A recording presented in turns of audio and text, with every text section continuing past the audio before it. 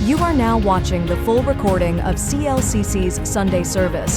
May the Word of God strengthen your faith and His presence bring peace to your soul. Ay ng Lord? Amen. Amen. So tayo pong ay tumayo sa harapan ng Lord at pwede po inyong batiin ang inyong katabi, ang ating mga kapatid sa pananampalataya na pinagbala ka ng Lord. Pinagbala ka ng Lord sa Amen. So ngayon po ay araw ng linggo at nandito po tayo upang makinig, sumamba, makinig ng salita ng Panginoon. At bago natin pakinggan yung salita ng Lord, atin po munang inilalapit yung ating mga sarili. No? Nagpapakumbaba na dinudulog sa Lord na ayusin niya yung ating puso at isipan. Na sa ganon, sa pakikinig ng mensahe ng Lord, yung mensahe niya lamang yung ating mapakinggan. Hindi yung boses ng alalahanin, hindi yung boses ng problema, kundi boses lamang ng Panginoon ang mangusap sa atin. Kaya sa oras na ito, ating pong ilapit ang ating sarili, ang ating mga puso at isipan, at ibalinis po natin sa Lord kung ano mang karumihan, kung ano mang kasalanan, kasamaan ang nasa puso pa natin. Hayaan natin na ang Diyos ay kumilos sa ating mga buhay. Hayaan natin na maghari ang Lord sa ating mga puso. At awitin natin ang awit para sa Panginoon, na inaamin natin na hindi natin kaya kung wala ang Lord. Nagpapakumbaba tayo at sinasabi, maghari ka, Diyos, sa amin.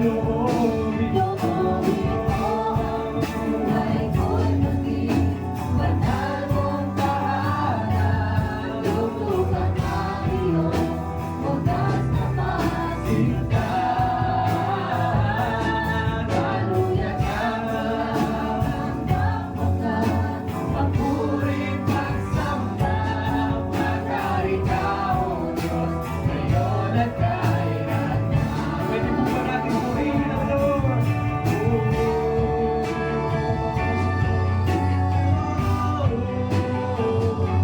Purihin ka.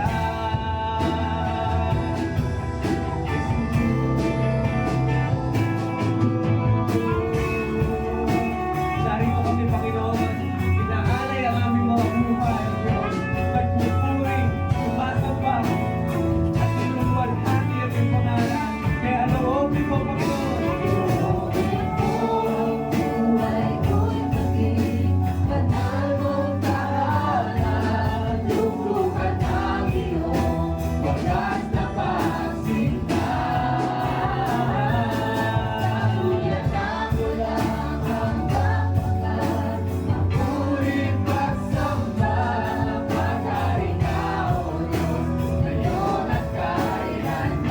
Isang ka, loobin mo, Lord.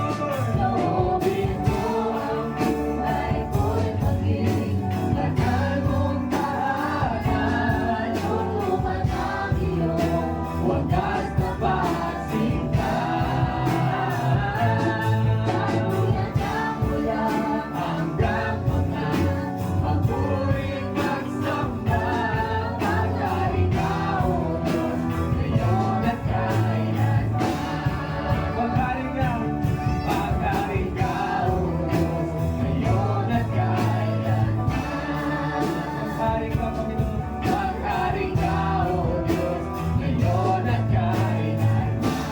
Pagkarin ka, Panginoon, pagkarin ka, pagkarin ka, Panginoong Jesus, pagkarin ka.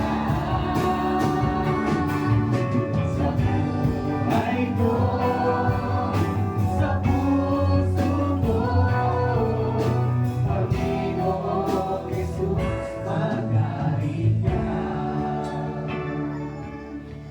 Sabihin mo sa Lord, maghari ka sa aking puso at isipan at sa aking buhay. Nangunghali sa iyong panglingan,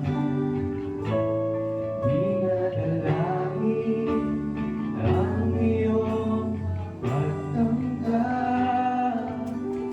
Hinahanap ang iyong katwiran, niyayakap ang iyong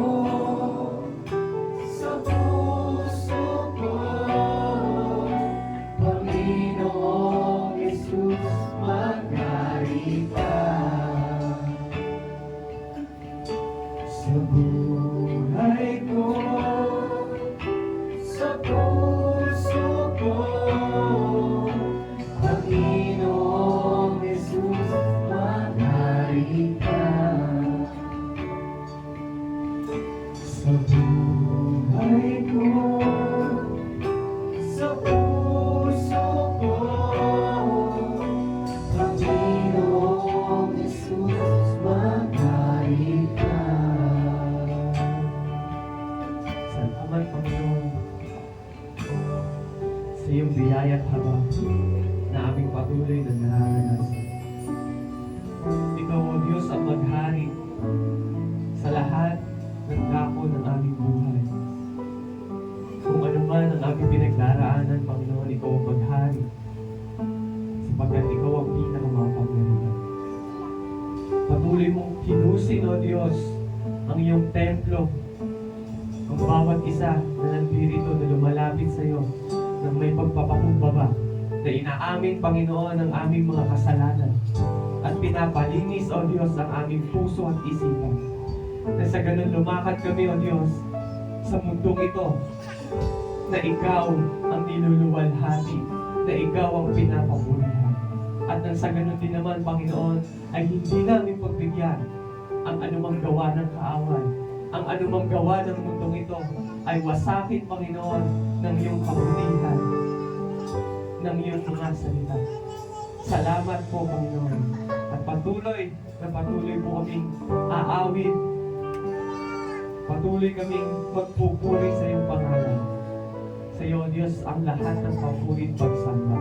Pwede po ba natin palakpakan na natin, Panginoon?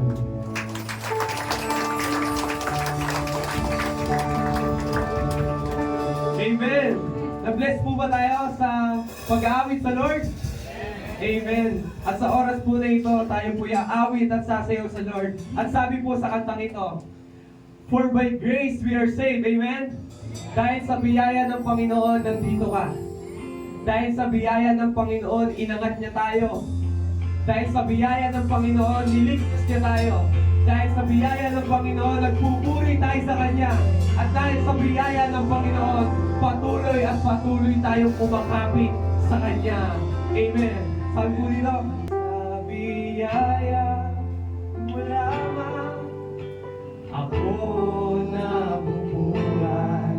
Sa biyaya mo lamang ako nag-aapagpuri. Sa biyaya mo lamang ako kumakapit. Ang lahat nito'y biyaya mo sa akin. Ang lahat sayaw para sa Panginoon. Amen! Kahit sa biyaya ng Diyos ay nandito tayo sa lahat. Kaya maputihan natin ang ating Panginoon. Ikaw ay mabuti sa lahat ng panahon. Di ka nagbabago. Tapat kang ang tunay. Kaya naman ang puso ko'y nagpupuri. Nagpapasalamat sa iyong kabutihan. Sa iyong kahabagan. Sa biyaya ng Panginoon. Sa biyaya mo lamang ako nabubuhay. Sa biyaya mo lamang ako nakakapagpuri. Sabihin mo sa Lord. Biyaya mo lamang ako kumakapit. Ang lahat nito'y biyaya mo sa amin. Amen. Dahil sa biyaya at papag ng Lord, tayo ay mga tagapagtagumpay na. Ako ay nabubuhay, nailigtas sa mga mapagtagumpay. Dahil kanino? Dahil sa'yo, kaya naman ang puso ko'y nagpupuri. Nagpapasalamat sa iyong kabutihan. Sa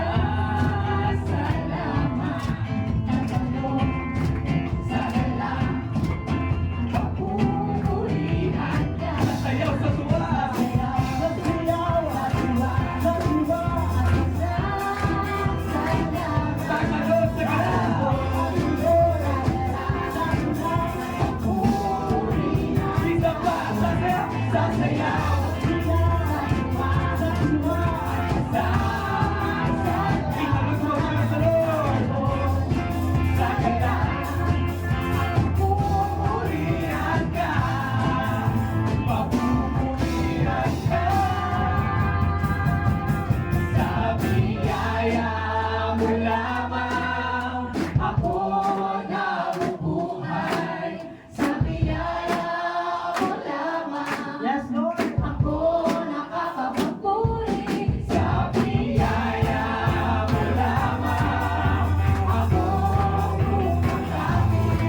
Ang lakas.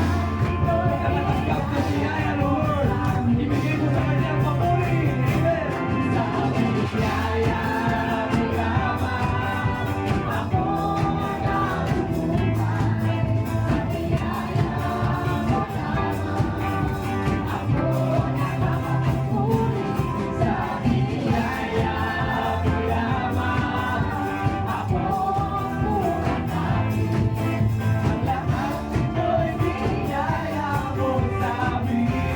Tuloy pagkakataon tayo magkakataon.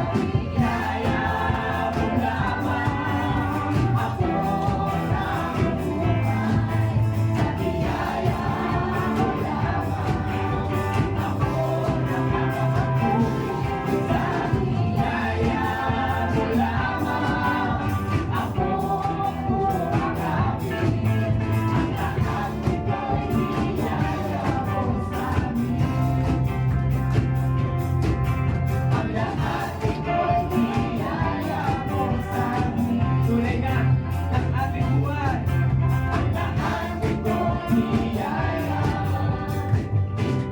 Mo sa amin. Dahil sa biyaya ng Panginoon, tayo ay nabubuhay at nagpapatuloy sa kanyang mga salita. Amen. To God be all the highest. Salamat po sa Panginoon sa pinibagong linggo na binigay niya sa atin at tayo ngayon ay makikinig ng kanyang mga salita. Handa na po ba tayo lahat? Siguro amen! Yan, handa na po natin yung ating Bible, notebook, ballpen para po tayo ay makapag-take down notes tayo para may pag-usapan tayo kayo sa mga D-group. Ito po, na mahalagang pag-usapan yung every Sunday na message sa D-group para hindi makalimutan sa buong linggo. Amen po ba? Ayan. So pag din sa bahay, ay pwede niyo po yung pagbulay-bulaya yung mga salita na pakinggan natin every Sunday. Kasi ito yung magiging gabay natin sa buong linggo. Ayan. Ang title ng ating pag-uusapan ngayong umaga ay pinamagatang Let Your Light Shine. Basahin natin ng sabay-sabay. 1, 2, 3. Isa pa, yung may buhay. Okay, isa pa. 1, 2, 3. Let your light shine. Yo, dapat sa pagbabasa, dapat, energetic tayo. Uminom ba kayo ng Milo kanina? Baka hindi ka na kayo ng Milo. Yan. Ewan ng Milo, everyday tayo. Okay, so bago tayo dumako sa salita ng Panginoon, tayo muna ay humingi ng tulong sa Lord Espiritu Santo. Tayo muna namin. Ikit tayong lahat. Salamat po, Panginoon, ngayong umaga. Salamat po sa pagkakataon na kami po ay nakapagpuri, kumanta, umawit sa iyo. At ngayon po ay isang malaking oportunidad po para sa aming lahat. Napakinggan po namin ang pinakamatamis na pagkain na aming magkatikman ngayong umaga. Ihanda namin ang mga puso, buksan niyo po ang aming puso, aming tenga, aming mga mata, natanggapin ang inyong mga salita ng buong buo sa aming mga buhay. At yung dalawin niyo yung mga salita, tago mo sa inyong likuran, ikaw po mahayag, Panginoon. Pagpalaan niyo po ang bawat mensahe ang aming papakinggan, ang katagumpayan ng iyong gawain, ang aming inaangkin sa pangalan ni Jesus. Amen. Bigyan natin ng malakas na palakpak ang Lord ngayong umaga. Ayan. Dapat energy tayo. Yan, kamusta po ang bawat linggo natin? Marami tayo na pandaanan, mga bagyo. May bagyo ba? Ayan. Sa Pakistan po ay grabe ang baha, no? At marami ang mga namatay, no? Kaliwat kanan yung mga nangyari sa India, sa Pakistan. No po, salamat sa Panginoon dahil ang barangay lang kayo hindi binabaha. No po, so yung taga-Phase 3 ba binabaha? Hindi ba? Hindi na binabaha? Yung taga-Barracks po binabaha pa ba? Hindi na. binabaha pa rin, no? Nakakaawit ka na barang siya. Pero anyway, salamat sa Panginoon dahil pag bumasa ng kiwa, lubog na ang binya. Tama ba? Tama ba? Kaya maswerte po tayo, may purpose kung baka tayo nalipat dito. Kasi paano tayo problema na palipat-lipat ng ng bahay, ng location kapag bumaba. Kami po kapag binabaha po kami sa Riles, doon po kami sa perpetual po na standby. It's perpetual school. Doon po kaya kami ay naging estudyante ng perpetual ng Baguio. Sarap matulog yun eh, sa perpetual na school. Doon po pagbaha, hanggang dito na yung tubig. So, likas kami, punta kami ng perpetual. Sa Ate Josie, kasama namin yan. Sila Raven, maliliit pa sila. Wala pa sila Raven nun. Sama-sama na kami doon sa Santo Niño. Ayan. Kami home along the Riles. Ayan. Kaya masarap po. Dapat tayo salita ng Panginoon. Kung meron po kayong Bible, makipagbukas po kayo sa akin sa Mateo chapter 5 verse 16. Sabi po, gayon din naman dapat inyong paliwanagin ang inyong ilaw sa harap ng mga tao upang makita nila ang inyong mabuting gawa at papurihan ng inyong Ama na nasa langit. Sa English, sabi diyan, in the same way, let your light shine before others, that they may see your good deeds and glorify your Father in heaven. Ano ba purpose ng ilaw? Magliwanag sa madilim na lugar. Ayan. Kasi kung di ka bubukas ng ilaw sa bahay ninyo, madilim. No, baka pagkapangoy, may makapakang kakaiba. No? So, ang ilaw niya, lagayan sa bahay, kaya meron tayong mga ganyan, ay para magliwanag yung buong lugar, para makita natin yung kung ano ba yung mga hanapin natin. Tama ba? Magliwanag yung ilaw para na sa ganoon, makita natin kung sino yung tao sa bahay, kung sino yung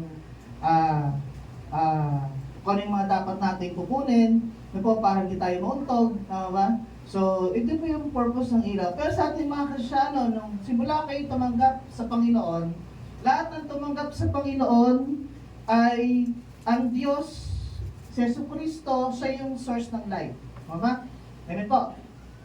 So, nung tumanggap ang isang Kristyano sa Panginoon, yung ilaw na kay Jesus, ibinigay sa atin. So, we are the vessel ng ilaw na yon. Kaya, bawat katabi mo na tumanggap sa Panginoon, may ilaw yan. Tinan mo nga kung may ilaw yan. Kung tinan mo nga kung itsura niya may ilaw, baka brown out ang ilaw niya. So po, kapag makikita mo isang tao kapag madilim, madilim siya. No, napasin niyo? Minsan, pag nakita mo isang tao madilim, ibig sabihin niya kung dito ilaw niya. No. So po, so dapat sa atin bilang isang Kristyano, makita sa atin na yung ilaw na nanggagaling kay Kristo, dapat nasa atin din. Kasi tayo yung vessel, tayo yung pinakalalagyanan ng ilaw ng Panginoon. At dito, dinademonstrate dito na kapag ikay may ilaw, marireveal yung good works ng Panginoon. Kasi si Jesus Christ, na siya dito sa mundo, ang ginagawa niya, puro kabutihan, bunga ng Espiritu Santo, na kahit kailan di siya nagkasala. Tama ba? Tama po, amen? Kaya, nung si Jesus Christ umakyat sa langit, yung ilaw ni Jesus Christ, yung tinanggap natin sa Kanya, bukod sa salvation, yung tinanggap bukod sa Holy Spirit, ang tinanggap natin sa Kanya ay ilaw din na nanggagaling sa Diyos.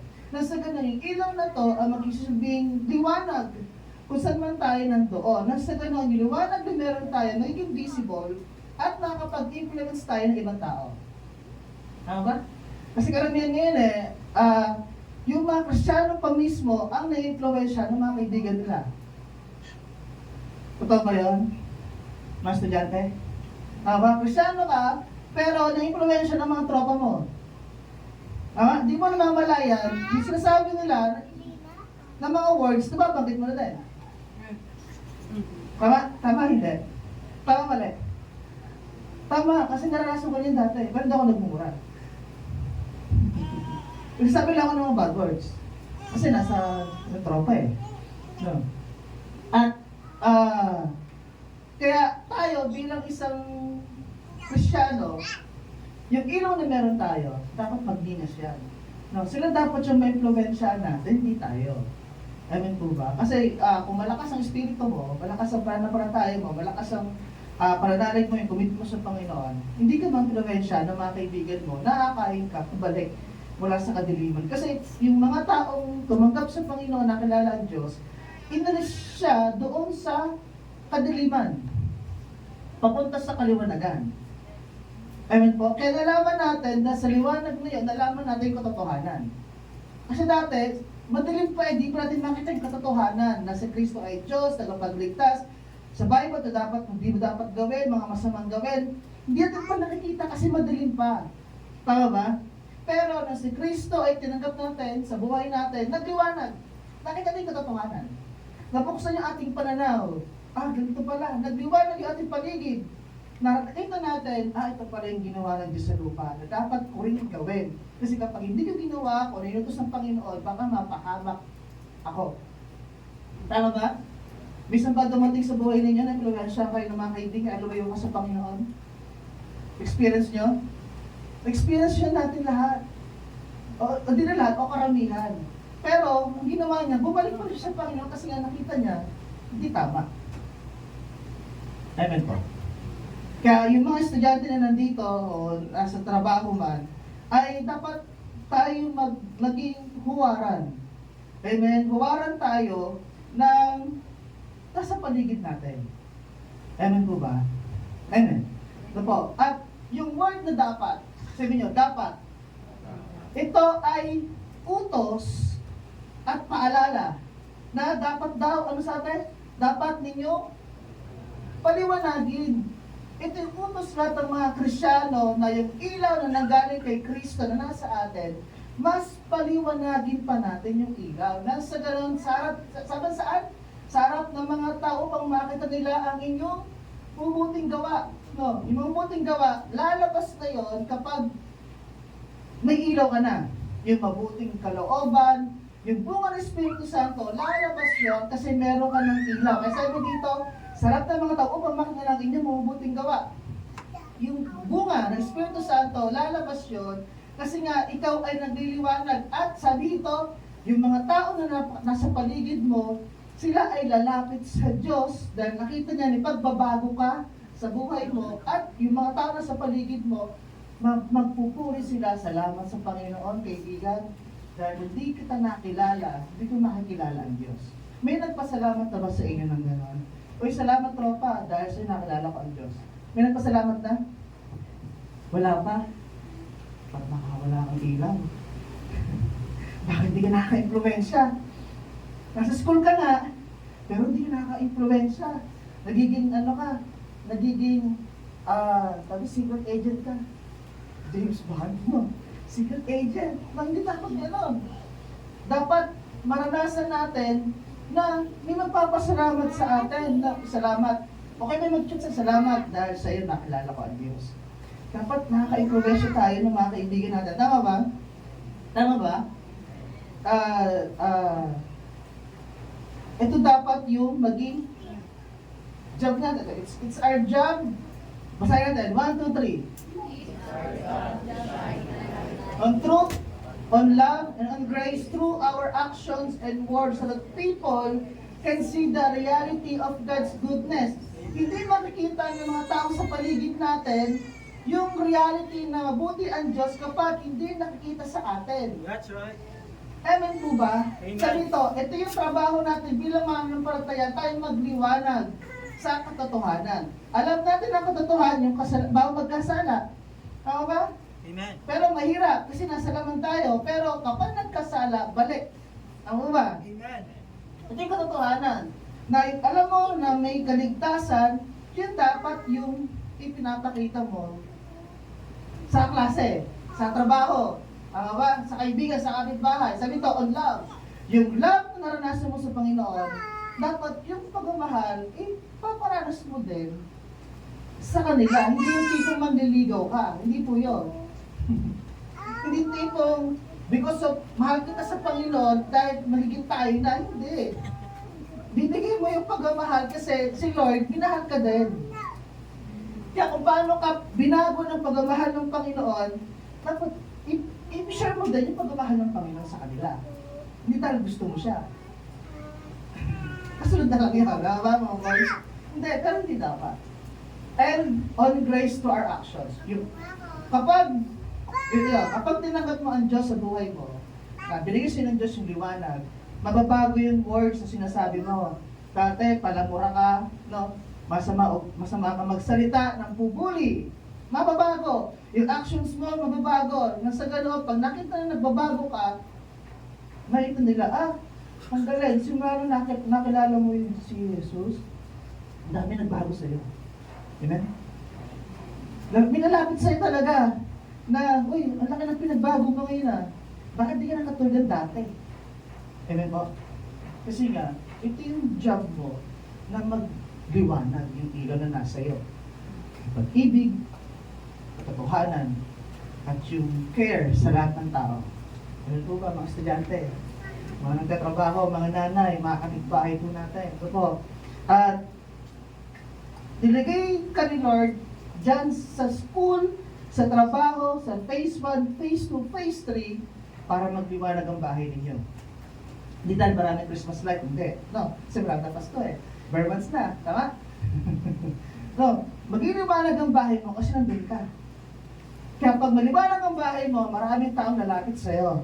Pautang naman. No, hindi. Maraming lalapit sa'yo, uy, pwede mo pa akong pag-pray kasi may sakit. Kapatid, kamag-anak, hingi ng panalangin, mag-chat sa'yo. Tama ba? May malapit ba sa inyo para ipanalangin? Wala? Yan, meron. Dito, meron? Okay tayo. Gising!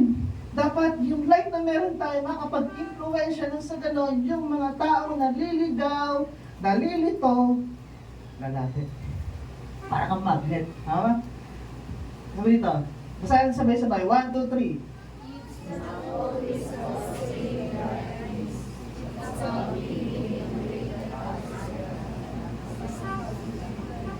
Hindi dahil sa mabuti, tama ang sinasabi mo, kundi yung mga sinasabi mo, pinapamuhayan mo.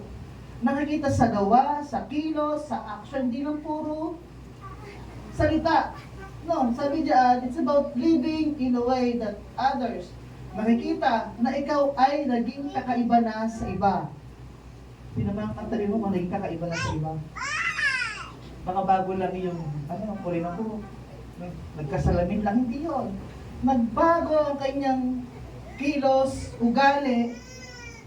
Amen? Kasi pinamumuhayan niya yung salita ng Diyos.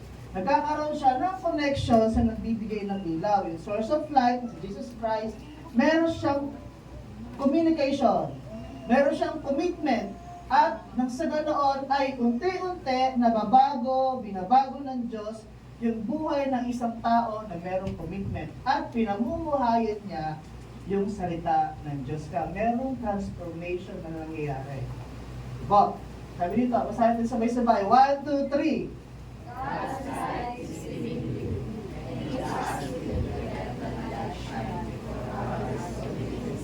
Maliwanag, ang ilaw ng Diyos ay nasa iyo. Sabi mo sa katabi mo, nasa iyo. At sabi, He asked you to let that light shine. Pag maging pundido ang ilaw na meron ka. So dapat, yung ilaw na meron ka, dapat maging visible sa lahat. At ito ang warning sa atin. Dahil visible yung ilaw na meron tayo, lahat ng tao nakapaligid sa atin, nakatingin sa'yo. Kung paano ka kumilos, magsalita, tumawa, no? Baka gusto nilang pagtawa mo, yung Maria Clara, mainhin. No, nakatingin lahat ng kilos mo, lahat ng sasabihin mo. Kapag alam nila Kristiyano ka, kapag ang ilaw mo visible sa lahat, ay, asahan mo na, lahat sila nakatingin sa iyo kung paano ka kilos. Kapag may nakita silang mali, ay, ganun ba ang Kristiyano? Ayun, malinaw, naintindihan? Nagiging Kristiyano, sinasamahan niya ng awareness. Amen? Dahil bago magsalita, kailangan isipin mo muna mabuti, kung ito ba'y tama o makakasakit. Kasi kasi padalos-dalos tayo Amen po? May pagiging prangka, okay naman. Pero samahan mo ng pag-ibig. Po, at hindi siya i-down. Amen? Po. At ang warning sa atin ay maraming nakatingin sa atin. Kaya nasa ganoon, sabi ng Panginoon, dapat we walk in the Spirit. Hindi sa flesh. Ang walk in the Spirit papunta sa langit. Okay? At higit sa lahat, ang lahat ng mga Kristiyanong nagmamature yan kay Kristo. Paano mag-mature? Bible reading, prayer, communication, commitment sa Lord para maging mag-mature ka. Amen po, dati baby ka pa, hindi mo pa ma-absorb yung salita ng Diyos. Pero dapat habang tumatagal, naiintindihan mo, kailangan mo magbago. Tama ba? Kapag sinasabi sa'yo na dapat magbago na tayo ng ating gawa, no, magbago tayo ng ating isipan, pero kapag yun di pa na-absorb ng iyong utak, baka ikaw pa ay baby, aalagaan pa. Ano po? Kung gusto mo mag-mature talaga kay Kristo, kailangan simulan mo na magbasa ng Bible, manalangin lagi, at magkaroon ng commitment. Sa ganoon, ma-feel ka ng power, ma-feel ka ng fullness ng Lord. Kapag na-full ka ng fullness ng presence ni Lord, ng power niya, ano man ang ipapanalangin mo sa mga may sakit, gagaling sa tulong ng Diyos. Amen po? Amen ba? Nagagamitin ka ng Diyos sa mga kakagila-gilalas na paraan. Gagamitin ka ng Diyos in a miraculous way, nakakaiba. Na magugulat ka na lang, dinala ka ng Diyos doon, na may mangyayari palang kakaiba. Yun yung isang bagay na dapat makita ng bawat mananampalataya, na kapag ikaw nagmamature sa Panginoon, may kakaibang mangyayari sa iyo. Amen?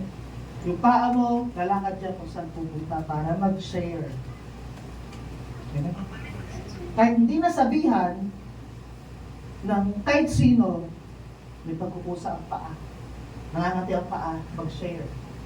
Pumunta sa bawat bahay-bahay. Amen po? Nagmamature ka in Christ, in fullness, yung glory niya, ay makikita talaga ng mga tao sa iyo. Pero kapag nakita ng tao sa iyo, ay wala. May problema.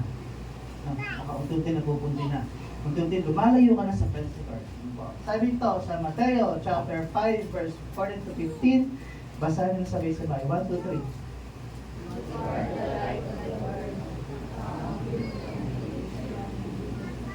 3. Neither do people light a lamp and put it under a bowl.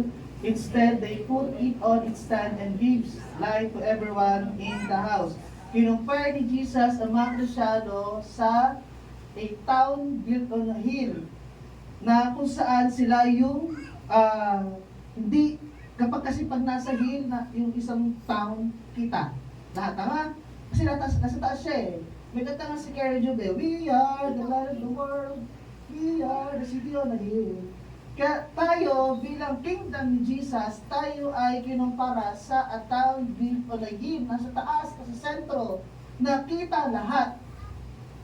Amen.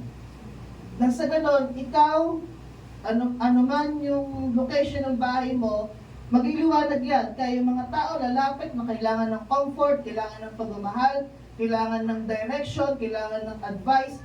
Lalapit sa iya kasi alam nila na makakatulong ka sa kanila. Amen po? Amen. Kaya sabi dito, you are the light of the world. A town built on a hill cannot be hidden. Kaya ikaw isang Kristyano na visible, hindi dapat itago ang liwanag na meron ka.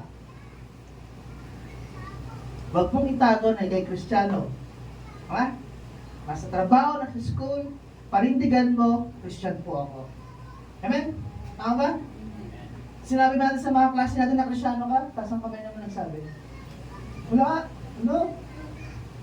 Ako, sa mga trabaho, sinabi ba natin na Kristyano tayo?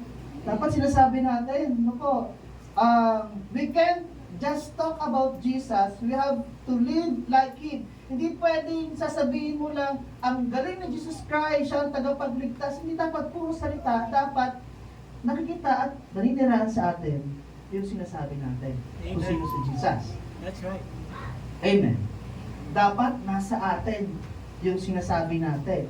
Dapat pinaniniwalaan natin, dapat isinasabuhay natin na si Jesus talaga ay totoo. We have to show people through our actions that God is real and His love is transformative. Kasi naranasan mo yung kanyang pagmamahal, kaya ikay nabago. Tama po? Tama ba? Kaya pag nakita nila na meron kang pagbabago sa'yo, ito yung ibahagi mo sa kanila. Alam mo ba, tropa, dahil sa Panginoon, babago ako. Nung dati, nakikipagrambulan pa tayo sa labas, di ba? Pero binago na ako ng Panginoon. Yun yung magiging testimony mo para sa kanila, yung pagmamahal ng Diyos, binabago ka. Amen. Kapag ginawa natin ito, magliliwanag na matindi ang ilaw na nasa iyo at maihikayat mo yung mga nakapaligid sa iyo, mga kaibigan, kaklase, katrabaho, kamag-anak, kapatid. Kapag nakita nila na meron transformation na nangyari sa iyo, maihikayat mo silang papunta sa Panginoon. Amen po ba? Ayan. Sabi dito, life has three qualities. Number 1, it illuminates, gives direction. Totoo yun. Ang ilaw, nabibigyan ng tamang direksyon. Tama ba? Kasi kapag madilim ang ilaw, mahirapan ka kung saan ka street na meron ka. Tama ba? Baka maligaw ka kapag walang ilaw sa kalsada. Tama po? Then pangalawa, it warms, gives comfort. Ang ilaw kapag malamig, di ba, iba nga, nagsisindi ng apoy sa chimney, di ba? Nagpapain sila kasi malamig. And then, it reveals, shows truth. Ang ilaw na binibigyan ng katotohanan. So, kung ikaw ay natatago sa kasalanan, kung meron ka pang secret sin, no? So, dapat ito ay patuloy na. Hingi ng tawad sa Panginoon, bumalik sa Lord, na sa ganoon ay hindi na i-reveal ang kasalanan na meron ka sa liwanag. Kapag yung ginagawang mali ay itinatago mo, darating ang panahon na i-reveal ng Diyos yung kasalanan na meron ka sa liwanag. Mas nakakahiya yun. I-reveal ng Lord yung kasalanan na ginagawa mo. Mas nakakahiya. So po, kaya kung meron ka pang secret sin na tinatago, hihingi ng tawad sa Panginoon. Bumalik na sa Lord. Amen po? At merong story sa Bible na kung saan ay yung kanyang pamumuhay, yung kanyang commitment kay Lord, sa kanyang panalangin, pagsamba sa Panginoon, ay nanatili. Kahit siya ay merong threats, circumstances sa buhay, patuloy pa rin siyang nagkaroon ng commitment sa Panginoon kahit yung sa paligid niya ay delikado. May threats sa buhay niya. Ano po? At dito makikita natin na nag-shine talaga siya bilang isang lingkod ng Panginoon na yung kanyang liwanag nila sa kanya nakapag-influensya ng tao. Okay po? Sino po nakakilala kay Daniel? Hindi kapatid ni Kit ha? Daniel in the lion's den. Sino nakakilala kay Daniel? Taas ng kamay. Yung di po nakakilala kay Daniel, atid po kayo ng Amazing Kids. Joke lang. Okay, kung may Bible po kayo, basahin po natin sa Daniel chapter 6 verses 28. Ako. So, kilala niyo po si Daniel, maganda po yung story niya, at makaka-relate din po tayo sa naging buhay niya, at ni-apply din po natin yung mga ginawa ni Daniel na paraan para sa ay manatili na committed sa Panginoon. Basahin natin. Sa 6, nagkaisa silang humarap sa hari, sinabi nila, mabuhay ang Haring Dario, kami kong mga tagapamahala ng kaharian, mga pinuno ng mga rehiyon, at mga tagapayo ay nagkakaisa ng palagay, mabuti po'y ipag-utos ninyo sa loob ng 30 araw ay walang sasamba o manalangin sa ibang Diyos o tao liban sa inyo. So yung mga pinuno nagpakalat sa bawat rehiyon, magpakalat sila ng utos na sa loob ng 30 days walang manalangin, sasamba sa ibang Diyos, maliban lang kay Haring Dario. Ano po?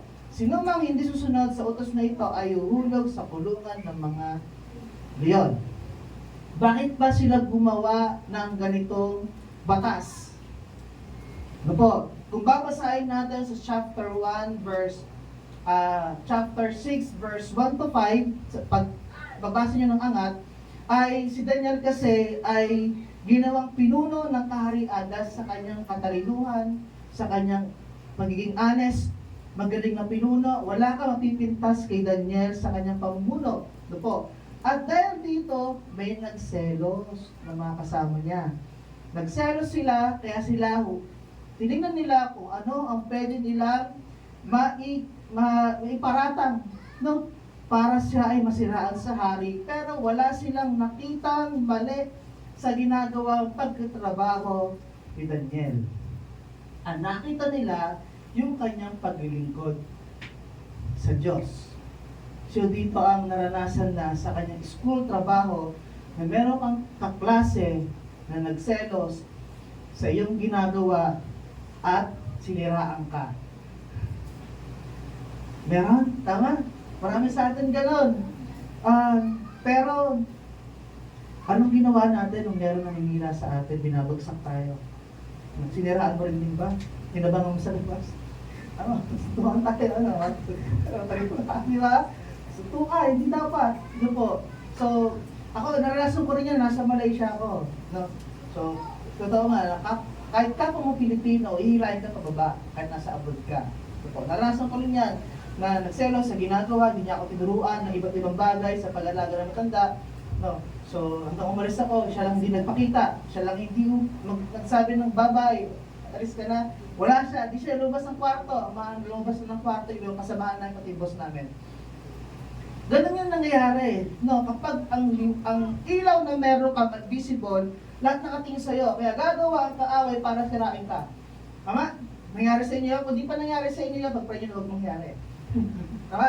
So, si Daniel, okay ang kanyang pagkatrabaho, malinis, mahusay, may katapatan.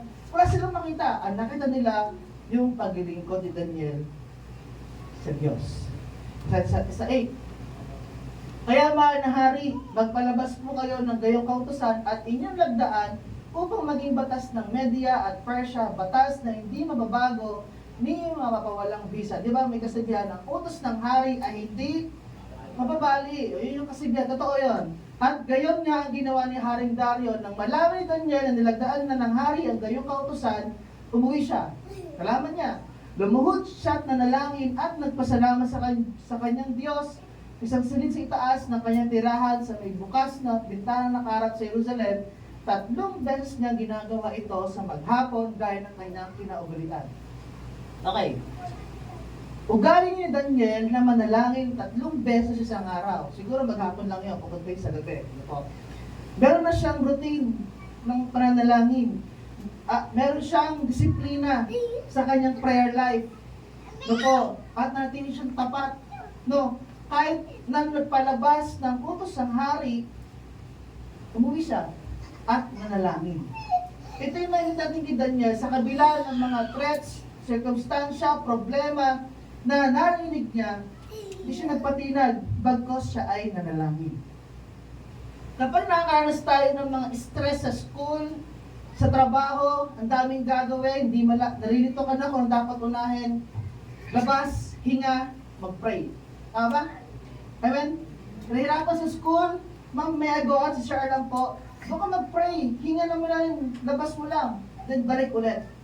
Amen po? Nasa ganoon na kahit sa gano'ng sitwasyon, hindi mo nakakalimutan ng Diyos. Sa gano'ng sitwasyon. Amen.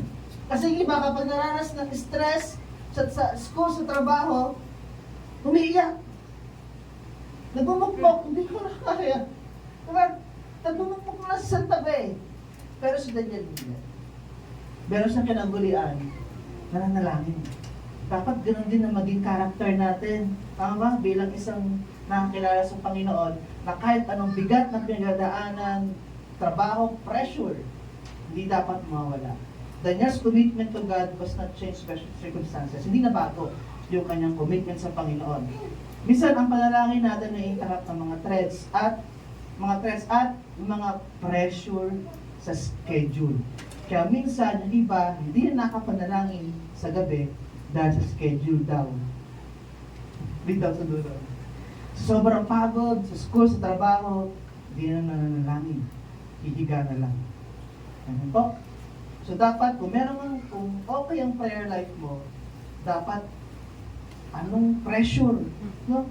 Ng schedule mo, dapat meron ka pa rin time para manalangin. Basahin na sabay-sabay. 1, 2, 3. Patuloy na prayer tayo yung gising. 1, 2, 3.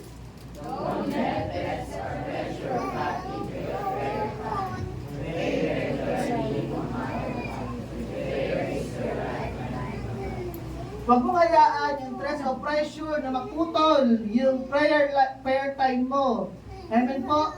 kahit may pressure, may problema sa bahay, stress, lahat may S, no? Pray regularly. No matter what, prayer is your lifeline to God. No, kapag naputol yung lifeline na yon, tapos, kang bata ka. Pag pinutol mo yung lifeline sa'yo, nagbibigay sa'yo ng lakas, nagbibigay sa'yo ng mga tamang desisyon, pag naputol ng because wala ka ng prayer time, tapos, gugulo lahat. Amen po. Amen. Kaya si Daniel, nung narinig niya yun, hindi siya nagulantang, kundi ang ginawa niya, kung ano yung ginagawa niya dati, ginagawa niya pa rin. Nagkaroon siya ng disiplina talaga sa pananalangin. Sabi nito, ngunit binabantayan pala siya ng kanyang mga kaaway. Binabantayan pala si Daniel ng mga nagsiselos sa kanya. Tama? Nang makita siya nga nalangin, siya ay kanilang isinudong sa hari at sinabing, hindi po ba't pinagtibay ninyo isang kautusan na sa loob ng 30 araw ay walang manalangin sa sinumang Diyos o tao liban sa inyo at ihahagi sa kulungan ng mga leon ang sinumang lumabag dito sa magutang hari. Ang kautusan ng Mayat Persia ay di mabago, di mapawalang bisa. Nung nakita nila si Daniel, pupunta sila sa hari. Nagsumbong. Mga sumbongero, ha? Nagsumbong. Nagsiselos na sila. Gusto nila mapaalis si Daniel. Nagsumbong sila. Ano po, si Daniel po kasi, ganyan. Tapos pinaalala niya, di mo ba kayo pinirmahan po kayong kasunduang katibayan, utos sa dapat di babaliwalain? Sabi dito, sinabi nila, manahari. Si Daniel po kasi Oh.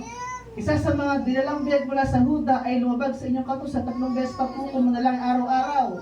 Nung nalaman ito na Haring Dario, nabalisa siya at magapang inisip kung paano maliligtas si Daniel. Nakita natin, dahil si Daniel ay merong commitment sa Panginoon, si Daniel, yung life niya ay visible, ay siya ay nakapag-influensya ng tao na hindi niya ka-close. Tama ba? Sino influensyahan niya? Si Haring Dario. Kaya nung nalaman ni Haring Dario, nabalisa siya magapon. Okay, ganito. Meron sa atin na bilang isang Kristyano, kapag ikaw, yung light mo, yung ilaw mo ay maliwanag at visible, meron kang nai-influensyahan na tao. At yung taong yon ay magsisilbing tagapagtanggol mo, kahit di siya maanampalataya. Tama? May mag-care sa'yo. Tama? Meron ba dito? Na kahit di Kristyano kaibigan niya, nag-care sa'yo. Tama? Meron? Na kasi nga, na-influensya mo siya na sa pag-ibig ng Panginoon, na-influensya mo yung taong yun. Kaya si Haring Dario, na-influensya ni Daniel. Kaya nalaman ni Haring Dario, nabalisa siya maghapon. Kaya maswerte isang Kristyano na meron siya na-influensya na hindi mananampalataya na yung taong yun, siya mag-care sa kanya. Magtatanggol sa kanya. Amen? Kasi nakita ng taong ito, nakakaiba ka. Ito po, nang magkaroon muli ng pagkakataon ng mga kaawit Daniel, lumapit ang mga ito sa sinabi, alalahanin ninyo, mahal na hari. Umulit pa ulit, pinalalahan na ulit. Mahal na hari, na batas sa Mayat Persia na hindi maaaring baguhin ng alinmang kautusan na pinagtibay ng hari. May mga tao talagang gigit-gitin tayo para tayo ay bumagsak. Si Satan gagawin ng paraan para isang Kristyano babagsakin ka. Gigit-gitin ka ni Satan hanggang sa ikaw ay madurog. Amen? Kaya gagawa ng paraan ng kaaway para tayo ay madown. Pero sabi dito, dahil dito iutos niya Haring Dario na ihulog si Daniel sa kulungan ng mga legal, ngunit sinabi niya rito, nawa'y iligtas ka ng Diyos ng buong katapatan mong pinaglilingkuran. Ang bunganga ng kulungan ay tinakpan ng isang malaking bato. Tinatakan ito ng pantatak ng hari at ang kanyang mga tagapamahala para di mabuksan ng sinuman. Ang hari na may umuwi sa palasyo, ngunit magdamag itong hindi nakatulog. Hindi siya tumikin ng pagkat ayaw rin niyang mapaaliw. So, ibig sabihin, nagkaroon ng kalungkutan si Haring Dario nang inutos niya ihulog si Daniel sa kulungan ng leon. No, at magdamag din nakatulog. Kasi kakaiba yung naging influensya ni Daniel sa kanya. Dahil siya'y matapat, magaling na empleyado, at nakita niya, pagka mahusay niya talino, dahil sa tulong ng Diyos, at nakita niya yun. Sa 16 sabi dito, ay 19, kinabukasan, maaga nagbangon ng hari at nagmamadaling pumunta sa kulungan ng mga leon. Pagdating doon, malungkot siyang tumawag, Daniel. Nakita natin malungkot kasi walang tulog eh. Walang kain, ayaw kumain, malungkot. Kasi nga, nalang si Daniel. Pagdating doon, malungkot siyang tumawag, Daniel, tapat na likod ng Diyos sa buhay. Iniligtas ka ba niya sa mga leon? Sa mga si Daniel, mabuhay ang hari. Wala po nangyari sa akin sapagkat ang bibig ng mga leon ay pinatikom ng mga anghel na isinugo ng aking Diyos. Ginawa po niya ito sapagkat alam niyang wala akong kasalanan na gawang masama laban sa inyo. Kapag alam ng Diyos na wala kang ginagawang masama sa mga taong naninira sa iyo, patahimikin ng Diyos yung mga bibig nila. Hindi. Patahimikin ng Diyos. Kaya nga, sabi ng Diyos, akin ang paghihiganti. Kaya anuman, kung sino man tao ang nagda-down sa inyo, kaklase man yan, katrabaho, kapitbahay, o kung sino man nagda-down sa inyo, sinisiraan kayo, kapag alam mo sa sarili mo na wala kang ginagawang masama, kapag alam mo tapat ka sa harapan ng Panginoon, alam ng Diyos yun, ang Diyos ang gaganti. Kaya gagawin mo lang, magpatuloy ng commitment sa Panginoon. Magpatuloy ng panalangin, pagbasa ng Bible. Nasa ganoon, ang Diyos ang gaganti, silang papatahimik. Ang Diyos ang papatahimik sa kanila. Kaya ginawa ang mga leon, pinatikom, ang bibig. Ayaw ba?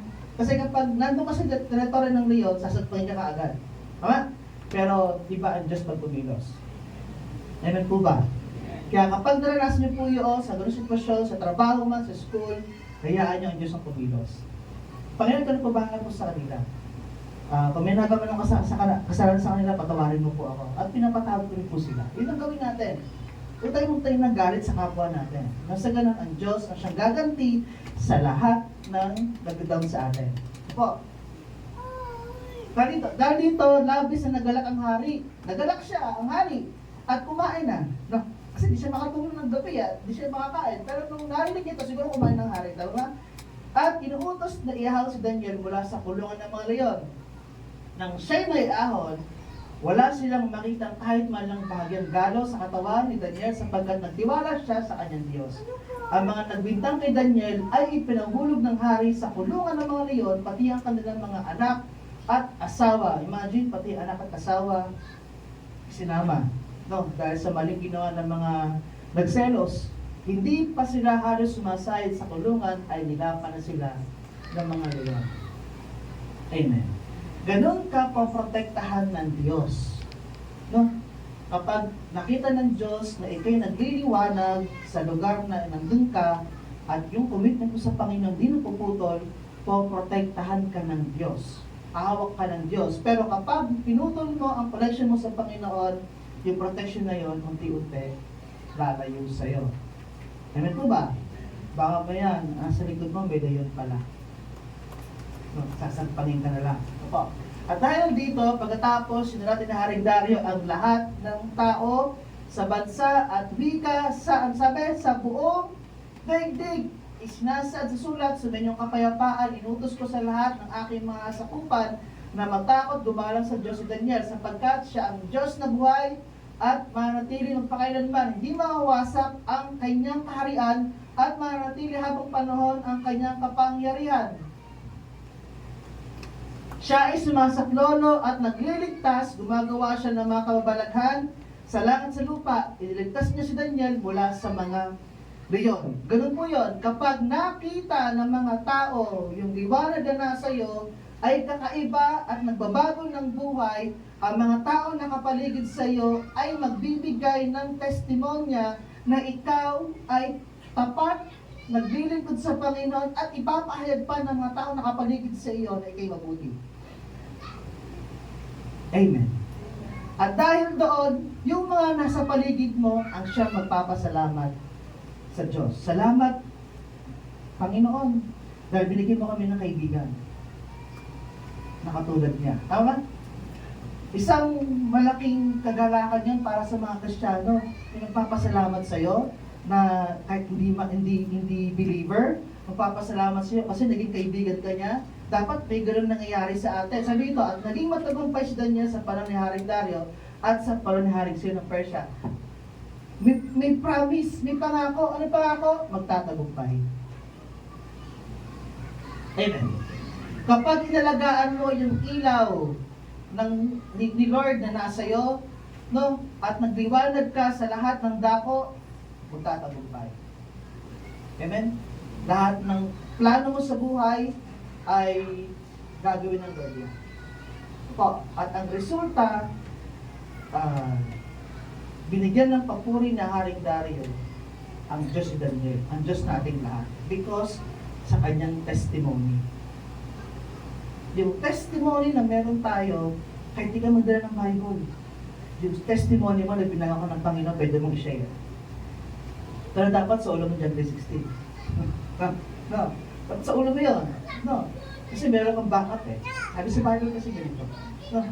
So yung testimony na meron ka, yun dapat yung magmamanifest, dapat ito'y dapat magliliwanag sa nakapaligid sa'yo. Pero kung wala kang testimony na binabago ka ng Panginoon, walang lalapit sa'yo para maging kaaway ka pa. Ha? So ito yung mga Kristyano may kaaway sa school. Dapat wala. So, dapat tayong mga Kristyano, walang kaaway sa trabaho, walang kaaway sa school. Amen. Kapag meron kang kaaway, pag-pray natin. Baka may mali rin sa'yo, bakit kayo naaway. No, amen po, baka kasi masungit ka, ganyan, naniniring, mayabang, ganyan. So pag-pray mo sa Panginoon, baka may mali ka rin. Amen po. So dapat tayo maging isang living testimony. Kasi tayo yung vessel ng ilaw ng Diyos. Dapat tayo maging huwaran. Ito po. Meron tayong 5 points sa pag-uusapan. Number 1, light is our identity. Yung liwanag na meron tayo, ito identity natin. Bakit? Kasi once na kinagliwanag, ibig sabihin na si Kristo. Liwanag ka, kasi tinanggap mo ang Lord sa buhay mo. Meron kang pagbabago. Ano po? Tayo nasa dilim, inalis ka ngayon, at dinala ka sa liwanag. Because of Jesus Christ. Meron ka ng bagong katauhan. Sinet apart ka mula sa mundo. Tama ba? Yung dating ginagawa mo na makamundo, hindi mo na ginagawa ngayon. Tama ba? Kasi meron ka ng bagong identity. Tama po ba? Yung pagmumura, panood ng porn, pakikipag-away, no, mag-trash talk, magbubuli, lahat. Nag-set apart ka na doon kasi nga yung bago ng identity. Hindi mo sila lalayuan, syempre, pero gano'n ng limitation. Amen po ba? Yung mga kaibigan mo, huwag mong lalayuan. Because may limitation na sa itong gagawin nila. Kung mali ang ginagawa nila, dapat mayroon kang limitation. Hindi mo dapat gagawin. Amen po ba? Kasi meron ka ng bagong identity. Social media, kahit wala nakakakita sa'yo, dapat meron kang bagong identity. Meron kang ilaw na nasa iyo. Sabi sa Efeso 5:8, basahin sabay-sabay, 1, 2, 3.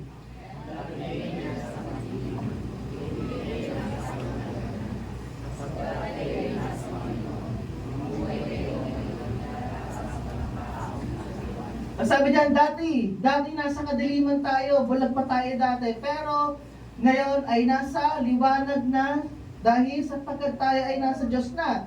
At sabi dito, anong utos? Mamuhay tayo nang naayon sa mga taong nasa liwanag din. Kung ano yung ginagawa natin sa lupa, na gumagawa ng mabuting, umiiwas sa pagkakasala, kahit nilutok si Jesus Christ, hindi siya nagkakasala, mamupamuhayan natin. Kaya hindi dapat tayo magkasala, although mahirap, pero dapat tulungan ang sarili, labanan ang kasalanan. Amen. Sabi, mamuhay. Sabi mo sa katayo, mamuhay ka na kasi. Bago na identity mo, dapat mamuhay ka na. Okay. Letter A, we are light because of Christ. Without Him, we were in darkness. But His presence transformed us. Makapansin mo, unti-unti, nababago na ang buhay mo. Nababago na kung paano ka magsalita, kumilos, mag-isip, mag-desisyon. Lahat ay may pagbabago. Dapat, araw-araw may nababago sa'yo. Kasi di pa naman tayo perfect eh. So po, kung magiging perfect ka, nasa langit ka na. Holy ka na, nasa langit ka na nun. Pero, na tayo nasa lupa, dapat araw-araw may pagbabago. Amen? Amen po ba? Pero kapag walang pagbabago sa'yo at patuloy ka lalong sumasama, may problema. No, baka yung message ni Lord, papunta lang sa tenga, tapos labas dito. Wala na. Hindi yung pinamuhayan. Amen po ba? Kaya dapat yung bawat design na mapakinggan natin, pasok sa tenga, dahil sa puso, akan sa isipan para di makalimutan. Oh, letter B, light separates us from the darkness. We live differently from the world's system. Kung meron ka ng bago identity, yung sistema ng mundo, hindi mo na ginagawa. Ganun po. Ganun po mga kabataan. Dapat ganun tayo. Letter C, identity produces influence. Naging influencer ka na. Hindi lang yung mga social media influencer ang sinasabi influencer, dapat ang mga Kristiyano influencer din. Sige mo sa katabi mo, influencer tayo. Kami ito, who are you in Christ determines how you shine. Kung sino ka sa harapan ng Panginoon, makikita dito kung paano ka magdiwanag. Amen? Kung sa harapan ng Panginoon ay pasulpot-sulpot ka, atras abante, baka yung ilaw na meron sa'yo, paindap-indap din. Opo, kaya pag impluwensya ng mundo, mabilis kang mahatak. Amen? So, pag sinabi mo, Lord, meron na akong bagong identity, dapat pamuhayan. Na meron kang bagong identity. Dapat meron ka ng bagong pagkatao. Na hindi ka nakatulong dati, ikay bago na. Amen po ba? Amen. Then sabi dito, you are not trying to be light, you are already our light. Just let it shine. Hindi dapat tayo nagpe-pretend na may liwanag tayo. Dapat, hayaan mo na ito ay mag-shine. No? Meron kasi dito mga pretentious. No? May mga pretending Christian. Kunyari Kristiyano, pero hindi pala. Kristiyano sa bibig. No? Pero nakita sa labas ng pamumuhay, hindi pala. So po, kapag sinabi mong ikaw ay may liwanag, hayaan mo yung liwanag na yon, magliwanag talaga ng gusto. Amen po. Paano yung liwanag natin, magliliwanag ng gusto? Lagyan mo ng langis. Anong kailangan ng langis? Bible reading, prayer, journal, attend sa mga worship Sunday, at magpuri lagi sa Panginoon, kahit anong mangyari. Nang sa ganoon, yung ilaw na binigay sa iyo ng Diyos, lalong magliliwanag. Pero kapag walang langis, ang ilaw na meron ka, aandap-andap po yan. Kaya ang iyong pananampalataya, aandap-andap din. Atras, abante, atras, abante. Baka mangyari, puro ka na atras. Wala nang abante. Amen po ba? Pangalawa po, light must be visible. Yung liwanag na binigay sa atin ni Kristo, dapat naging visible po yan lagi. Dapat ang pananampalataya na meron ka, hindi mo dapat tinatago. Pag sinabi mong ako'y Kristiyano, dapat ipaglandakan mo na Kristiyano ka. Hayaan mo makita sa iyong mga gawa ang iyong paniniwala upang makita ng mga tao sa paligid mo na meron kang Diyos. Amen po ba? Ang nakatakot kasi, sinasabi mo meron kang pananampalataya pero hindi nakakita sa gawa. Amen? Dapat pakita mo sa gawa, sa kilos, na meron nagbabago sa'yo. Na meron nagbabago sa'yo. Meron binabago sa'yo ang Panginoon araw-araw. Light must be visible. Basahin sa Matthew 5:15. Sabay-sabay. 1, 2, 3. Walang taong nagsisindi ng ilaw, tapos ay nakikita si Alay. Sa lipa,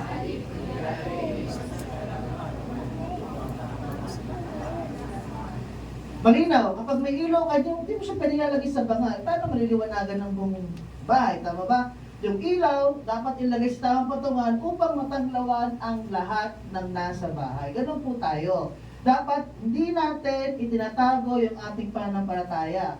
Dapat yung pananampalataya meron tayo ay dapat nagliliwanag, dapat pinapahayag. Pag sa interview, anong religion mo? Ay ano po, Christ Christian Church, born again Christian po ako. Dapat sa interview pa lang, sabihin mo na Kristiyano ka. O kaya pagpapakilala sa school, sabihin mo ako po isang Kristiyano. Amen. Pero dapat tangawaan Krisyano ka. Kasi marami nakatingin sa'yo. Baka maya, Krisyano ba yung ganyan? Masungit. Krisyano ba yung ganyan? Naninigil na mamopya. Krisyano ba yung ganyan? Ang daming jowa. Diba? No? Krisyano ba ganyan? Ang daming sinisiraan, ang daming kaaway. Hindi dapat. Mga Krisyano dapat friendly. Amen po ba? Amen. So dapat, yung ilaw na meron ka, nag-iliwanag dapat siya. Huwag mo itago. And then, sabi dito, hidden light is useless. A believer who hides their faith helps no one. Ang isang manampalataya na tinatago ang kanyang faith kay Lord ay wala siyang matutulungan kahit isa. Wala siyang may impluwensyahan kahit isa. Kapag tinatago mo ang iyong panampalataya, wala kang naiaakay sa Panginoon. Wala kang nagiging bunga. No? Wala kang nagiging bunga na aakayin papunta sa Panginoon kasi tinatago mo ng Krisyano ka. Letter B, visibility glorifies God. Our works must be seen not to boast but to point to Christ. Yung tagumpay na nangyayari sa atin, ang taas ng grades natin, mabait tayo, meron tayong magandang trabaho, naging successful tayo, hindi dapat yung pinagyayabang, kundi dapat ito ay binibigay papuri para sa Panginoon. Kasi kapag meron kang light na galing sa Panginoon, andun lagi yung humility. Yung humbleness ng puso, meron lagi. Kaya kapag mataas ang grade, thank you Lord. Tama ba? Kapag nakapasa sa exam, thank you Lord. Ganun po dapat. Kapag may magandang nangyari sa trabaho, thank you Jesus. Amen? Kapag may magandang nangyari sa paligid natin, sa family natin, may kagalingan, thank you Lord. Dapat papuri lagi sa Panginoon. Hindi dapat natin pinagmamayabang na magaling tayo. Kasi hindi tayo magaling talaga. Wala tayong lakas. Kundi ang lakas na nagaling sa atin sa Panginoon. Letter C, your circle needs your life. So dito yung mga circle of friends, taas ng kamay sa school, sa trabaho, taas ng kamay, yung mga circle of friends. Yun, salamat. Yung mga iba, wala, donor. Bawal mo ka, donor person. Your circle needs your life. Yung mga tropa mo, kailangan ka ganito. God placed you in your family, workplace, or community for a reason. Nilagay ka ng Diyos sa pamilya yan, sa pamilya mo, nilagay ka ng Diyos sa mga kaibigan mo sa school, nilagay ka ng Diyos sa phase 3, sa phase 2, sa phase 4, sa phase 1 for a reason. To help others, to share the gospel, to share the testimony. No po, kaya yung circle na meron ka, dapat nagliliwanag ka talaga sa circle of friends mo. Dapat sinashare mo yung kabutihan ng Panginoon. Hindi siya pagiging churchy, kundi sinashare mo yung katapatan ng Panginoon. Ano po, parang isisingit mo siya sa usapan. Ang buti ng Diyos, totoo lang. Isisingit mo siya sa usapan ninyo na sa ganoon, makita ng mga circle of friends mo, mabuti ang Diyos. Amen.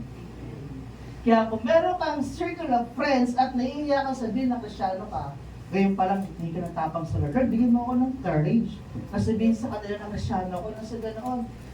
Kami lahat maging Krisyano din. Amen.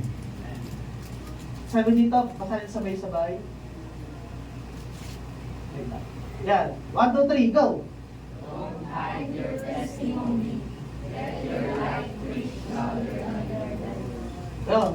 Malinaw na hindi lang basta lagi mong sinasabi, Krisyano ako, mabuti ang Diyos, kundi dapat makita sa buhay mo na meron kang Diyos. Your life is a living testimony.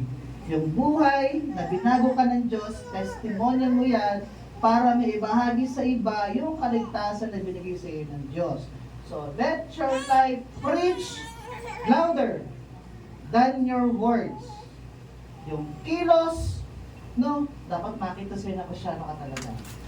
Dapat galaw-gaw. Ay, galaw-gaw ba yung tawag ko? Okay, number 3. Light guides others. Ang iyong buhay na meron ka ay parang modelo. Ikaw gagawin mo waran. O magandang modelo, no, sa mga taong naliligaw, nalilito sa mga kaibigan. Kaya ikaw, nasaan ka man, ikaw ay isang huwaran o modelo, messenger ni Kristo. Ano po? Kaya, nasa ganoon ay yung iba, mag-guide mo din. No, katulad ng ginaid ka ng Panginoon, so sila rin, i-guide mo. Sabi nga dito, sa Psalms 119:105, your word is a lamp for my feet at a light on my path. Naranasan mo na to eh. Tama ba? Kaya itong naranasan mo to, yung salita ng Panginoon, naging ilaw at naging liwanag sa'yo, ito yung ibabahagi mo para sa iba na maging liwanag din nila sa salita ng Panginoon. Nasa ganoon, sila, may direct mo sila papalapit sa Panginoon. Bakit natin sinasabi lagi na dali sila sa Panginoon? Bakit? Bakit kailangan? Bakit i-push? Kasi nang sa ganoon ay lahat ng mga tao manumbalik sa Panginoon. Kaya hindi mo bumabalik ang Lord because binibigyan niya ng chance ang mga tao na bumalik sa Kanya. Kasi kung bumalik ang Lord bukas, patay lahat yung mga taong hindi nakakilala sa Panginoon. Tama ba? Tama po? Kaya ang Diyos gumagawa pa ng marami pang chances sa atin, marami pang oras, panahon para tayo ay magbahagi. Kasi darating na ang second coming. We're in the last days. Kaya dapat tayo mga Kristyano magliwanag ng gusto. Hindi po tayo dapat laging nakapikit, tutulog sa pansitan. Hindi po. Dapat kung ikaw ay, alam mo, nasa iyong ilaw, at naranasan mo ang ilaw, dapat go. Great Commission. School, trabaho. Amen? Habang di pa nadating si Kristo, magpagamit tayo sa pagbabahagi sa tanong Diyos. Po, sabi dito, letter A, direction for the lost. People look at believers to find guidance in confused world. Ito ang dapat sa lahat ng believers. Katulad natin, maraming tao ang naghahanap ng kasagutan sa kanilang buhay. Naghahanap ng purpose. Dapat, ikaw Kristyano, alam ang purpose mo. Pero yung katabi mo, ano ba purpose mo? Dapat tayo mga Kristyano, alam yung purpose mo, bakit ka nandito, bakit ka sumasama, bakit ka ginawa ng Panginoon ka nilika. Dapat ikaw mismo alam yung purpose mo. Nang sa gano'n, yung mga tao, mga unbeliever, naghahanap ng guidance, may share mo din kung yung purpose na dapat meron sila.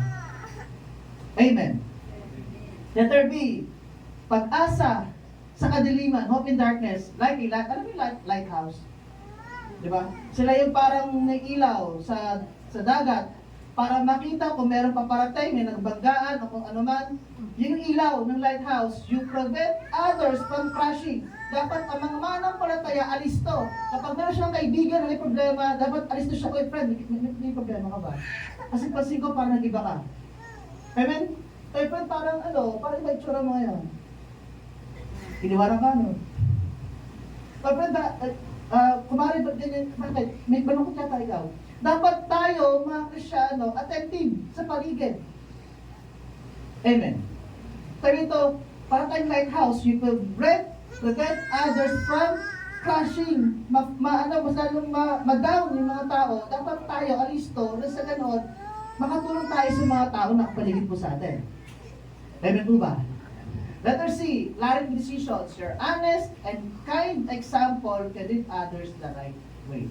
Pag nakita nila na ikay tapat, mabait, mabuting example, mabuting ehemplo sa iyong paligid, lahat sila susunod sa iyo. Amen? Kasi ba yun, meron sumusunod sa inyo? Kasi ikay mabuting ehemplo.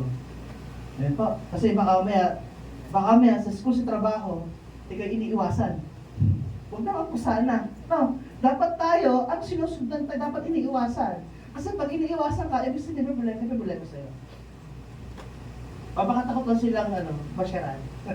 Okay, sabi ito. Pasahin sabay-sabay. 1, 2, 3. May nakatingin sa'yo, may sumusunod sa'yo kasi ikaw yung ehemplo. May isang tao na sumusunod sa'yo, kasi siya yung way that leads them to Christ. May sumusunod sa'yo na sa ganoon, sila ay madala mo sa Panginoon. May isang tao na titingnan ka bilang huwaran, bilang modelo. No? Kaya, pag nagkataon na meron ganoon, ay, friend, tara, simba tayo. Tara, friend, amazing kids tayo. Diba? Tara friend, share natin ng Bible. Ganon. Someone is following your life. Amen? Kapag walang sumusunod sa'yo, makadilim. Madilim naman ito. So dapat, merong tao na nakita sa bilang huwaran. Number 4, light reveals truth. Ano po? Living in the light exposes sin and shows the truth of Christ. Don't hide your faith, shine with honesty and love. Basa natin sa John chapter 3 verse 21. Basa natin sabay-sabay. 1, 2, 3. Sabay-sabay po tayo. Yung pagbabasa ng gising. 1, 2, 3.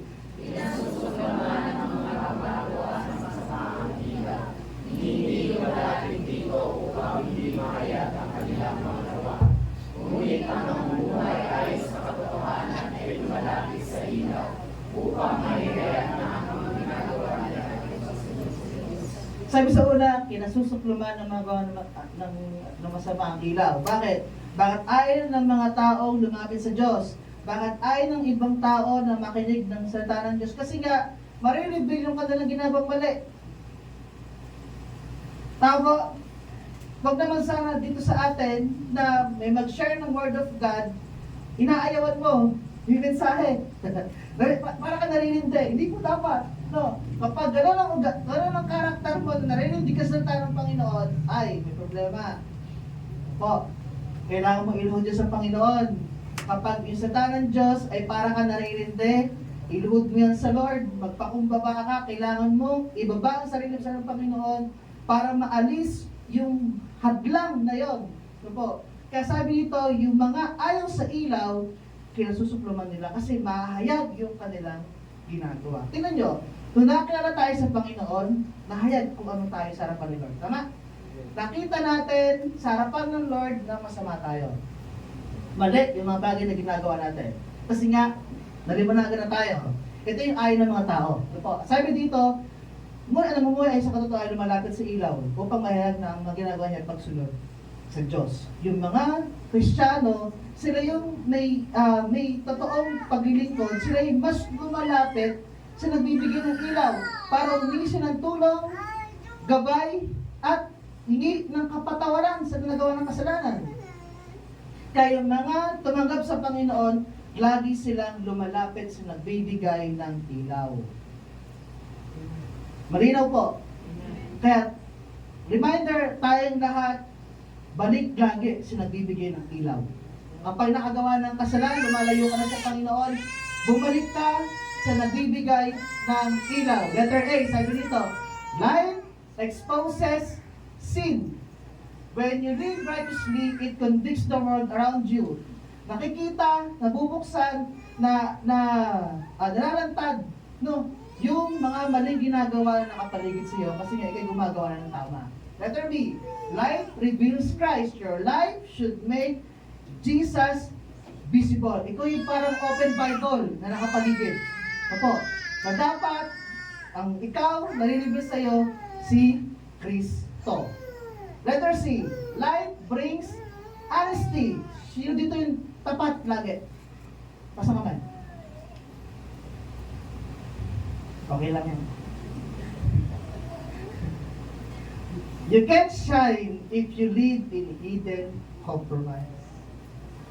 Kaya kapag alam mo na mali ang pinapagawa sa'yo ng boss mo, ng teacher mo, ng klase mo, stop. Kaya po ako nag-resign sa dati kong trabaho sa San Pedro bilang purchasing assistant. May pinapagawa silang dokumento labag sa kalooban ko, mga tampering na no? So, hindi kaya ng konsensya ko, hanggang sa bahay, hindi kaya ng konsensya ko na gawin yung pinapagawa na labag sa aking prinsipyo. Gumawa ng mga dokumento na peke. Kaya ako umalis. Probe na ako noon. Sabi ko, ayun, di ko kaya. Umalis na ako. Nagpaalam ako, di na papapasok. Kasi nga, pinapagawa sa akin, minsan mga peking, ito. So, ayoko.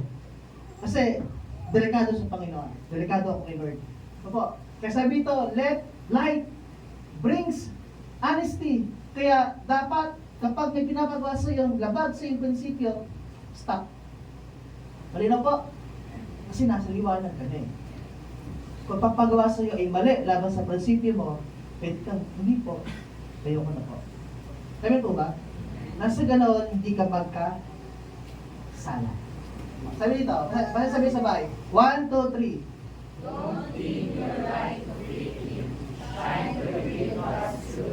Huwag mong hayaan, ano yung dim light? Malamlam. Hindi maliwanag yung ilaw. May medyo madilim. Huwag mong hayaan na didiliman mo yung ilaw mo para mag-fit ka doon sa mundo. No. Kapag alam mo maliwanag ka, maliwanag ka. Huwag mong ilagay ang sarili mo doon. Huwag mong i-fit dahil di ka nabagay doon. Tama ba? Di ka nabagay sa kanya. Tama ba? Di na kayo komportable. Di na kayo magkaiba na kayo. Tama ba? May nagis doon. Shine to reveal God's truth in love. Hayaan mo na ma-reveal na meron kang Diyos na pinaglilingkuran. Kaya dapat sa lahat ng oras, dapat lagi kang tapat. May nakakita man o wala, dapat lagi kang tapat. Sa trabaho, sa school. Kapag mahirap ang exam, kapag wala kang sagot, hayaan mo na. Ayun po, kasi minsan meron pa sa ballpen eh. Ikot-ikot pa rin yung ballpen eh. Nandun yung sagot eh. Gawa namin ng high school. Ikot-ikot lang yung ballpen. Saka dito. Okay. So, pag ang mga Kristyano dapat laging tapat yan. Po. At sa pagkakaloob, yan. Kakaloob tayo mamaya. Ito. Lights reveal honesty. Dapat, yung pagkakaloob na dapat maging tapat po tayo sa pagkakaloob na meron tayo. Kung 10% bibigay mo sa Panginoon. Walang labis, walang kulang. Ako. Number 5, light brings glory to God. Katulad na Haring Dario, binigyan niya ng kawalhatian ang Panginoon sa buhay ni Daniel. Sabi po dito sa unang Pedro, basahin natin sabay-sabay. 1, 2, 3.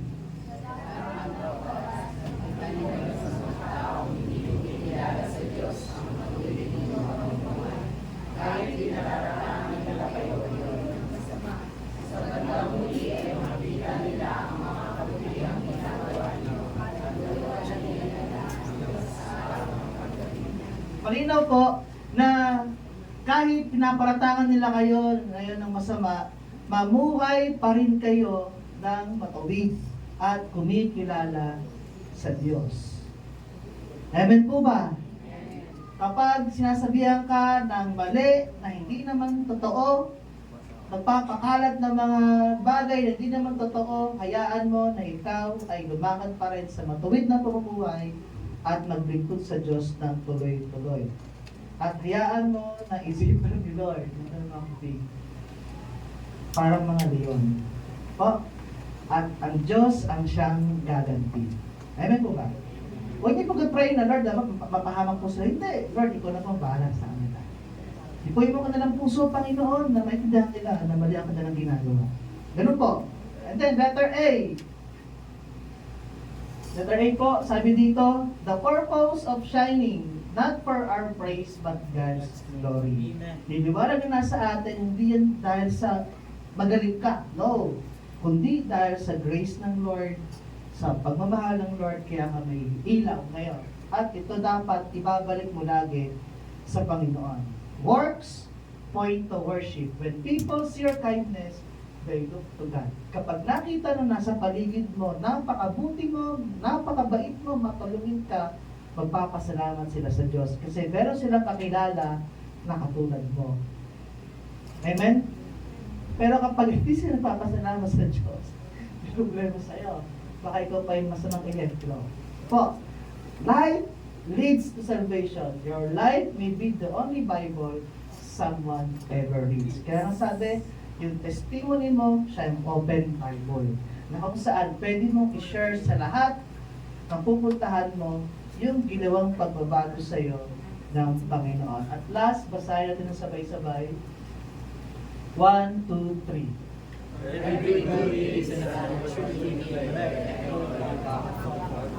Lahat na nangyari sa atin, mabuti o masama, malungkot man o masaya, maganda o hindi, dapat magbigay pa rin tayo ng papuri sa Panginoon. Lord, salamat sa problema. At least dito nakikita ko na kailangan kita. Lord, salamat po dahil wala kaming pera. Dahil alam namin na ikaw po provide. Amen? Lahat na nangyari sa atin, good or bad, happy or sad, dapat magbigay ka pa rin ng papuri sa Panginoon. At yung life na meron tayo, it will bring salvation to other people. That's right. Ano po? So, wag maging pipe ang mga Kristiyano. Let your life be a living testimony sa lahat ng nakapaligid sa atin. Para pagdating ni Lord, lahat ng nasyaran mo, pupunta sa langit. Tapos ikaw pala may iwan, nakapatay tayo sa ikaw na nag-share ko sa iwan. Opo, dapat sa atin mo na magsimula yung salvation na dapat meron tayo. Nang sa ganoon, pag dumating si Lord, o kaya kunin ka na ng kamatayan, tatay mo na lang sila sa langit. At doon na tayo magkita-kita magkakamayan. Amen po. Pakaya pagdating nila doon, nasa kayo sa sister? Siya na share sa atin Di ba naiwan ka? Doon ka pala. Sa stage. Sa heaven. So po. So sikapin po natin yung ilaw na meron tayo. Dapat nagsashine. Ano sabi kanina? Dapat. It is a must. It is commandment and reminder na dapat paliwanagin natin yung ilaw na meron tayo. Let your light shine. Tayo manalangin sa Panginoon. Pag-pray niyo po sa Panginoon yung sarili po ninyo. Say, Lord, tulungan mo po ako na yung ilaw na binigay mo po sa akin ay mas lalo magliwanag. Patawad po, Panginoon, kung nananaglect ko yung prayer life, yung Bible reading, at kung minsan hindi ako nagiging mabuting ehemplo sa aking mga kaibigan, ako pinagpapasimuno ng mga hindi maganda sa aking mga katrabaho, umiiwas sila sa akin, Panginoon, kung may pagkakamali man ako, patawarin mo po ako. Ipag-pray niyo po yung kung saan man kayo naroon sa trabaho, pag-pray niyo po yung trabaho po ninyo. Kung kayo nag-aaral, pag-pray mo yung school na pinapapasukan mo, na gamitin ka ni Lord bilang tagapagpahayag ng mga salita niya, at ikay maging living testimony sa iyong circle of friends, mga teacher, mga katrabaho, sa boss mo, na sabihin mo, boss, lagi kitang pinag-pray. Boss, lagi kong pinag-pray sa Panginoon, maging ligtas ka lagi. Pag-pray niyo po yung mga teacher, mga friends niyo, mga kaibigan, mga kapitbahay. Ito yung job po natin bilang isang mananampalataya na magliwanag po tayo sa location na nilagay tayo ng Lord. Kasi may purpose kung bakit ka nilagay ng Lord dyan sa lugar na meron ka ngayon. Dahil gagamitin ka ng Lord sa mga dakilang bagay. Panginoon, salamat po sa iyong mga salita. Tulungan na po kami na kami po bilang isang mananampalataya ay humihingi po kami ng tulong na yung liwanag po sa amin na binigay mo ay hindi unti-unti mawala, kundi mas magliwanag pa. Hindi po namin kayang labanan yung mga nakapaligid po sa amin, problema, pagsubok, mga dagok sa buhay, mga sakit, karamdaman, yung hinagpis, yung lungkot. Kailangan po namin ang tulong mo, Panginoong Jesus, Ama, Holy Spirit. Kailangan po namin ang tulong ninyo dahil hindi po namin kaya. Kaya ngayon po umaga, nagpapakumbaba po kami ngayon na kami po ay patawarin sa lahat ng pagkukulang po namin. At gamitin mo po ako bilang vessel ng iyong ilaw at naging vessel ng salvation. Ipakilala ka namin sa kanila. Ipakilala namin si Yesu Cristo sa kanila para sila po ay maligtas din. Salamat po, Panginoon, sa iyong mensahe ngayong umaga. Alam niyo po laman ng kanilang puso, alam niyo po yung kanilang pamumuhay, alam niyo po yung kanilang pinagdaanan. Hindi po ligid sa inyo yung kanilang mga nangyayari sa kanilang tahanan, sa kanilang personal na buhay. We pray, Lord, na sila po ay tulungan po ninyo maging matagumpay po sila sa ganyang naranasan. Alam ko po, binigay mo ito dahil may purpose. Para mas lalo kami tumatag, kumapit sa iyo, Panginoon. At sa mensahe narinig po namin, dalangin po namin at ito yung paalala po sa amin bilang isang mananampalataya na kami po ay vessel na yung liwanag, na kami ang ilaw ng sanlibutan, na ikaw ikaw ang source nito, Jesus Christ. Salamat po sa pagmamahal, sa pag-iingat, sa proteksyon, sa amin, sa bawat pamilya po namin. Patuloy po kaming humingi ng pagsumamo. Nagabayan mo po ang bawat isa sa amin, ang bawat pamilya na meron kami. Lagi mong ingatan. At sama-sama po kami magpupuri, hindi lang po dito sa lugar na ito, kundi pagdating po namin sa langit, sama-sama kami ng aming pamilya, ng aming kaibigan, na magpupuri sa iyo sa langit. Salamat po sa pagpapala, sa pag-ibig na hindi nagbabago. I-bless mo po yung mga salita sa aming puso na hindi po namin ito makalimutan. Salamat po, Panginoon, sa iyo po namin ipinagpapasalamat yung buhay na meron kami. Salamat po sa matamis na pangalan ng si Jesus. Amen! Palakpakan po natin ang Diyos na buhay, pinakamalakas sa palakpak. Ayan, thank you, Lord.